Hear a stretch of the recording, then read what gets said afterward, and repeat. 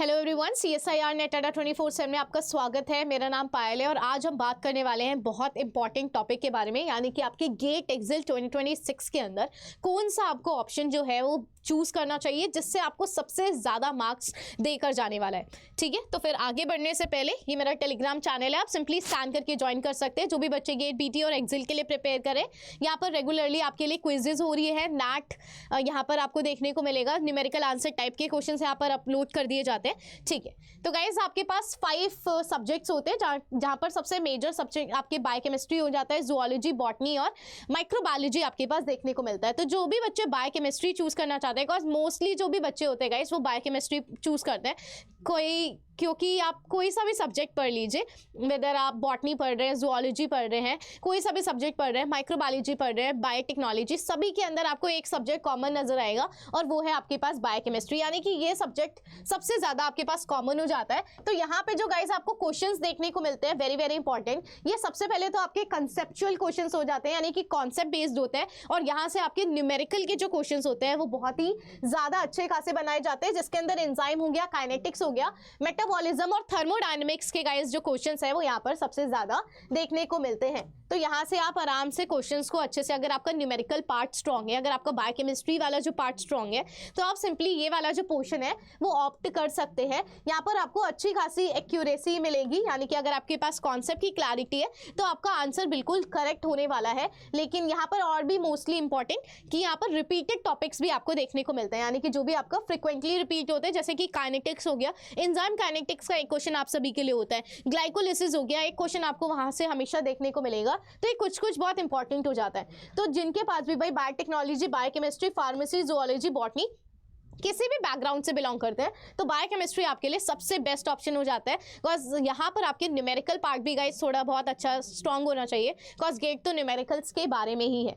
तो लिमिटेशन यहाँ पर क्या हो जाते हैं, जिनके स्ट्रांग फंडामेंटल्स नहीं है, जिनको कॉन्सेप्ट क्लैरिटी नहीं है, तो वो ये वाला ऑप्शन चूज ना करे। थोड़ा सा ये टाइम कंज्यूमिंग भी हो जाता है, थोड़ा कैलकुलेशन भी यहाँ पर आपको अच्छी खासी देखने को मिलती है, और लेकिन स्कोरिंग पोटेंशियल गाइस सबसे ज्यादा यहाँ पर हाई जो है वो आपके पास नजर आने वाला है। चलिए अगले सब्जेक्ट के बारे में बात करेंगे। नेक्स्ट सब्जेक्ट है गाइज हमारे पास बॉटनी, और इस बॉटनी के अंदर आपके पास जो सिलेबस होता है वो अच्छा खासा बड़ा होता है, आपको बहुत सारी चीजें पढ़नी होती है। प्लांट फिजियोलॉजी हो गया, पैथोलॉजी हो गया, तो यहाँ पर भी आपके बायोकेमिस्ट्री आता है, जेनेटिक्स भर भर की पूछी जाती है, इकोलॉजी, ये सारी चीजें आपसे पूछी जाती है, तो ये सारे हो जाते हैं। यहाँ पर न्यूमेरिकल्स आपको बहुत ही कम देखने को मिलेंगे। जो भी आपके न्यूमेरिकल्स यहाँ से आते हैं गाइज वो जेनेटिक बेस्ड होता है, यानी कि जेनेटिक के न्यूमेरिकल्स आपसे पूछ लिए गए, या फिर आपसे प्लांट फिजियो का कोई भी, मतलब मोस्टली आपके जो भी क्वेश्चंस है वो जेनेटिक्स रिलेटेड क्वेश्चन ही आपको यहाँ पर देखने को मिलेंगे। बट लिमिटेशन क्या हो जाती है, यहाँ पे जो सिलेबस है गाइस वो थोड़ा सा बड़ा हो जाता है, पता नहीं चलता किस तरीके से प्रिपेयर करनी है। तो जिन्होंने भी पहले बॉटनी पढ़ रखी है उन सभी के लिए इजी हो जाता है, और जो भी बच्चे CSIR के लिए पढ़ रहे थे और उसके अंदर उनका प्लांट वाला जो टॉपिक है वो ज्यादा स्ट्रांग है, तो आप क्या चूज कर सकते हैं, बॉटनी वाला चूज कर सकते हैं। ठीक है, तो जो भी लाइफ साइंसेस के स्टूडेंट्स हैं, जिनका भी बॉटनी से बैकग्राउंड है गाइज, उनके लिए सबसे बेस्ट हो जाता है, बिकॉज यहाँ पे थोड़ा थ्योरेटिकल पार्ट आपके पास ज्यादा होता है। जिनको भी न्यूमेरिकल समझ नहीं आते, डर लगता है, तो यहाँ से आप कर सकते हैं। यहाँ पे जो न्यूमेरिकल है मात्र 1 से 2 जो है वो आपको देखने को मिलेगा।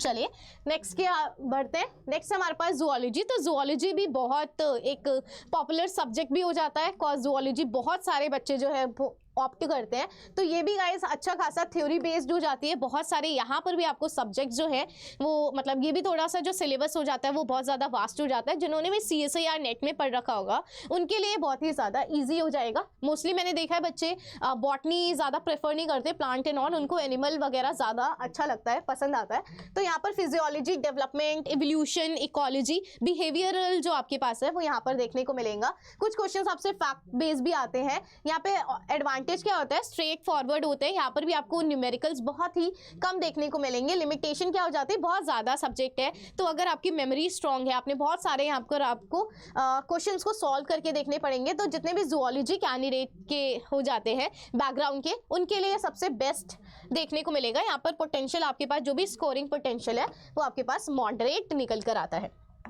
चलिए नेक्स्ट के बारे में बात करते हैं, माइक्रोबायोलॉजी। गाइस माइक्रोबायोलॉजी भी बहुत इजी हो जाता है, तो जो भी बच्चे बायोकेमिस्ट्री चूज करते हैं तो बायोकेमिस्ट्री का आधा पोर्शन तो आपको माइक्रोबायोलॉजी के अंदर ही देखने को मिल जाता है। तो माइक्रोबायोलॉजी इजी भी हो जाती है, मतलब मुझे ऐसा लगता है बॉटनी और जूलॉजी से इजी हो जाते हैं हमारे पास जो माइक्रोबायोलॉजी है, एप्लीकेशन बेस्ड हो जाती है, मतलब यहाँ पर आपको उतना याद करने की थ्योरी बेस्ड की जरूरत नहीं होती, कॉन्सेप्ट बेस्ड यहाँ पर चीजें जो है वो ज्यादा चलती है। मोल बायो हो गया, बायोकेमिस्ट्री हो गया, यहाँ से जो क्वेश्चन है वो थोड़े से ज्यादा पूछे जाते हैं in terms of micro organism, ठीक है।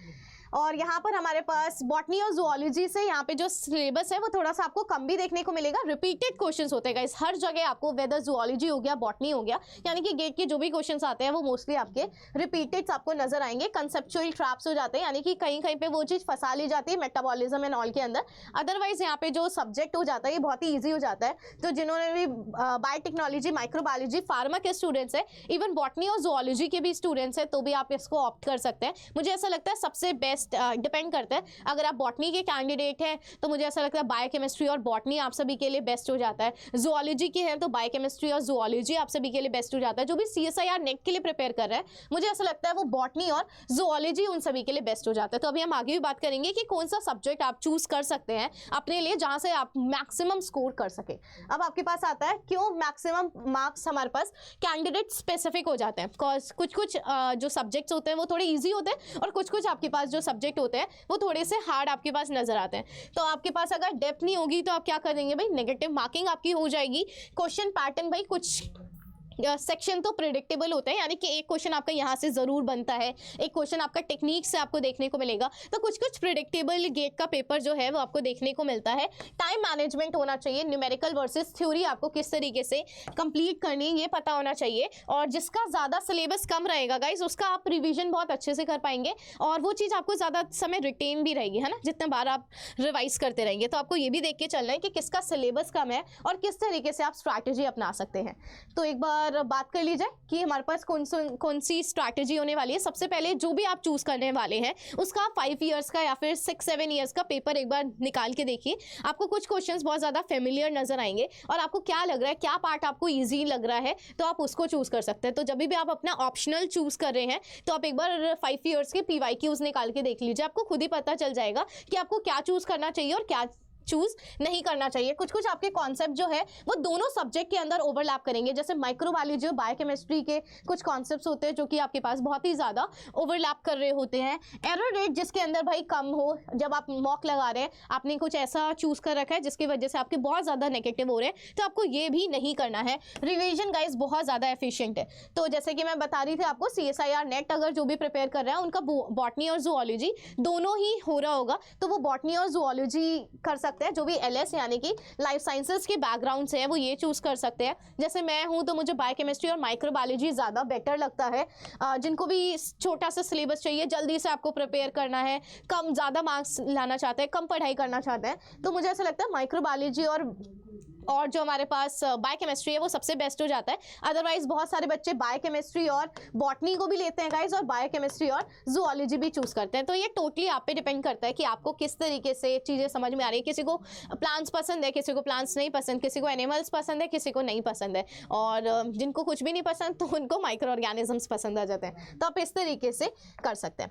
और गाइज आप सभी के लिए प्लेलिस्ट भी जनरेटेड है गेट की, तो जिनको भी न्यूमेरिकल आंसर टाइप के अंदर इश्यूज होता है तो आप सिंपली ये वाली जो प्लेलिस्ट है वो कंसिडर कर सकते हैं। गेट एक्सेल स्टूडेंट्स और जो भी BT के स्टूडेंट्स हैं वो ये वाला जो NAT की है यानी कि न्यूमेरिकल्स के लिए आप ये कर सकते हैं। केमिस्ट्री की भी प्लेलिस्ट आपको विजिबल है, माइक्रोबायोलॉजी हो गया, और इवन गाइस अब आपके लिए बायोकेमिस्ट्री भी हो चुकी है, जूलॉजी की भी प्लेलिस्ट आपके पास रेडी हो चुकी है, और आप यहाँ से गाइस थ्योरी भी पढ़ सकते हैं। यहाँ से आप थ्योरी की भी पूरी प्लेलिस्ट आप सभी के लिए रेडी है। और जो भी बच्चे हमारे साथ जुड़ना चाहते हैं, बिकॉज अभी भी आपके पास अच्छा खासा 1 महीना है, आपको रिकॉर्डेड बैचेस मिल जाएंगे। तो जैसे कि आप देख सकते हैं, आप रैंक इंप्रूवमेंट के लिए अपना क्रैश कोर्स ले सकते हैं, यानी कि रिकॉर्डेड बैच ले सकते हैं। इसके अंदर MCQ के भी अच्छी खासी प्रैक्टिस जो है वो करवा रखी गई है। तो अगर आप एक ही बार में कॉन्सेप्ट समझना चाहते हैं, जितने भी उससे रिलेटेड PYQs आ रखे हैं वो सॉल्व करना चाहते हैं, वो समझना चाहते हैं, तो आप ये वाला बैच परचेज कर सकते हैं। सेम गाइस जो भी बच्चे एक्सेल के लिए प्रिपेयर कर रहे हैं उन सभी के लिए रिकॉर्डेड क्रैश कोर्स है,